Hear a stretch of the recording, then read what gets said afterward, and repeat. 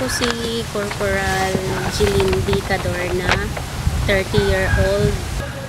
Bali po yung dahilan ng pagsali ko sa Kilusan ay yung gusto kong makalayo sa maaga kong pag-aasawa. Kaya nakasama ako sa uncle ko dun sa bundok. 3 taon ako doon. Mahigit. Bali, nung 1 year ko sa Kilusan, naging member ako ng medics, tsaka nag-train din nila ako sa pagtuturo ng ALS. Bali, dalawang lugar yung nakapagturo ako doon sa mga kabataan ng ALS. Then, nung last na inkwentro na kami, bali nabigyan ako ng katungkulan doon. Hindi ko lang masasabi na yun na yung assignment ko. Ang pangalan doon sa squad na kagrupo namin, sa Charlie, ako yung team leader sa Charlie, pero hindi ko man yun nasasabi na katungkulan kasi first time pa lang yun na inatasan ako, tapos bigla naman na naengkwentro na kami sa mga sundalo. Bali po yung dahilan ng pagkapunta ko dito sa gobyerno ay yung naengkwentro po kami sa 20 IB. Bali pupunta po kami nun sa lugar papuntang Butuan City. Nagkataon naman na yung mga sundalo ay nagkakandak sila ng operasyon. So bali nagkaputukan yung magkabilang grupo, natamaan ako, kaya nadala ako ng mga sundalo. Bali po, mahirap talaga yung buhay bilang NPA kasi laging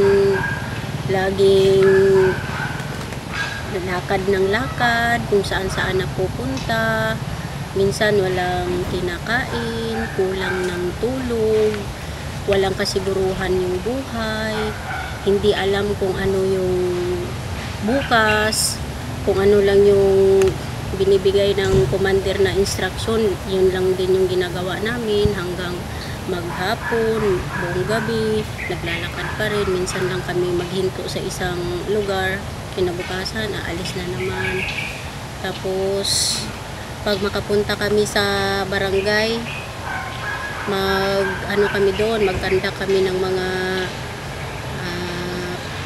mga pulong-pulong, pero hindi naman nagtatagal kasi syempre nagtatago din yung grupo namin.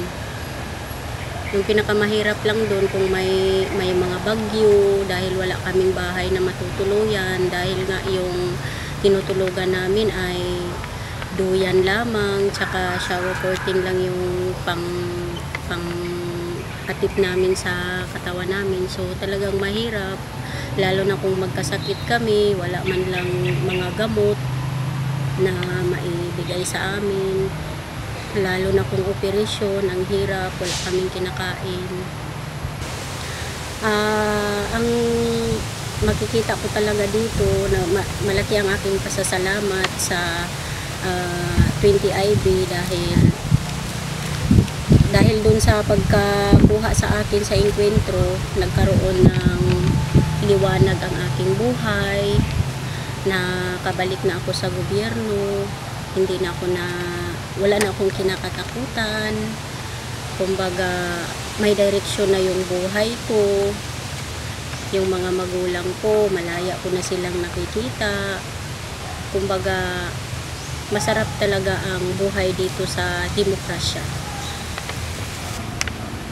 Ang maipapayo ko lang sa mga kabataan na nagnanais na sumali sa kahit anumang organisasyon, lalong-lalo na sa CPP, NP, NDF, na wag na nilang subukan pa na pumasok, lalo na kung hindi nila alam kung ano yung patutunguhan, dahil sa akin, kung maging katulad man sila sa akin, magpasalamat sila kasi nabuhay pa sila.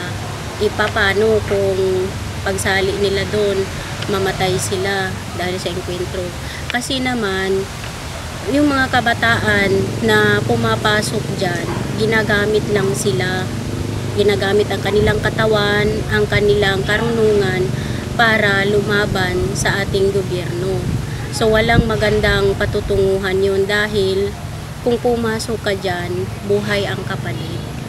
Nagsisi talaga ako kasi imbis na yung sa situation ko kasi imbis na makalayo ako, mawala yung problema ko, lalong nadagdagan yung problema ko. Kumbaga hindi siya na-solve kasi nga pagdating ko doon, marami pa palang mga problema na papasanin, buong problema ng mundo ang papasanin mo. So, ibig sabihin na kung papasok ka dyan dahil may problema ka, wag na lang kasi mas lalo siyang madagdagan at mas lalong hindi ka na makalabas doon. Nagdesisyon, gustong gusto ko talaga na ma-share yung mga karanasan ko sa ibang tao kasi ayaw kong maranasan nila yung nangyari sa akin, na niluloko yung kapwa-tao, tapos yung mga mahihirap lang din yung nilalapitan. Kung hindi naman sila makapagbigay ng tulong, mismo yung NPA din yung papatay sa kanila. So makikita mo talaga na parang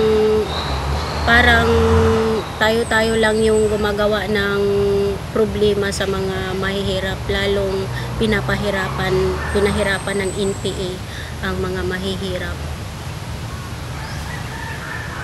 Sundalo Rebelde. Ano ang tunay nilang kwento? Kwentong kapupulutan ng aral. Kwentong magpapatuloy hanggang sa mga susunod na henerasyon. Subaybayan ang mga pagsasadula ng mga tunay na kwento ng rebeldeng nagbalik loob sa pamahalaan na iniwan ang armadong pakikibaka at pinili ang magbagong buhay. Gayon din ang mga sundalong nagbuwis ng kanilang buhay sa pagtatanggol sa inang bayan. Ito ang katotohanan, mga kabayanihan ng Kawal Pilipino. Tuwing Sabado, alas 9:30 ng gabi sa Abot Kamay sa DZRH. Kasama sina Katotong Bing Formento at Karen Oyong. Ito ang katotohanan, mga kabayanihan ng Kawal Pilipino.